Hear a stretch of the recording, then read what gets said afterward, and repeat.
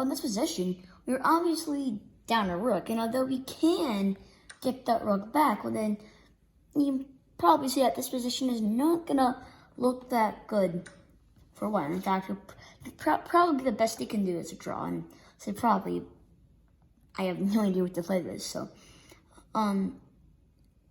but what we can really see that this king is extremely exposed, and when I say extremely, I mean like really, really exposed. So then the winning move is a check, obviously. Rook to e1 check, applying our last unused piece. Now, he can't exactly block with anything, right? Because if his queen blocks, then that's just dumb. And if his knight blocks, so then we just capture that knight, which also leads to checkmate, obviously.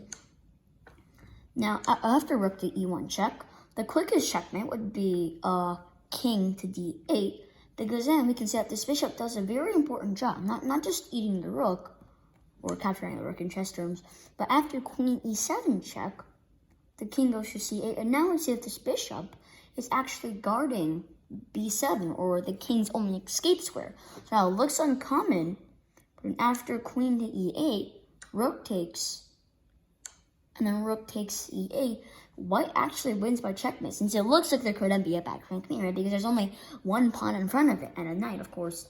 And this square also looks empty, but it's actually a very amazing checkmate. Now, of course, up black didn't have to go to d8. Well, it can't go to f8 because of the queen. So f7 is the only other option. But now we still go to e7. Now, it has two choices again. It only has one choice. King g6. Rook to e6 check would be the next move. Now, again, the quickest checkmate here would be, well, he can go to h5 or f5. It doesn't really matter. Both lead to checkmate. This checkmate leads, is queen to f7 check. Now, this king already doesn't have any squares, meaning the knight has to block. And actually, a rook or queen takes knight is checkmate. Well, then the only other option he has is king to h5. Then you have to be really careful with the last move, because like, yes, he's on that side, I'm gonna win. And then you play queen takes h7 checkmate, but then come back, and then you totally lose the game. You get busted at the last minute. So I have to be really careful all the way till the end. But then thankfully we have a very good deflection tactic.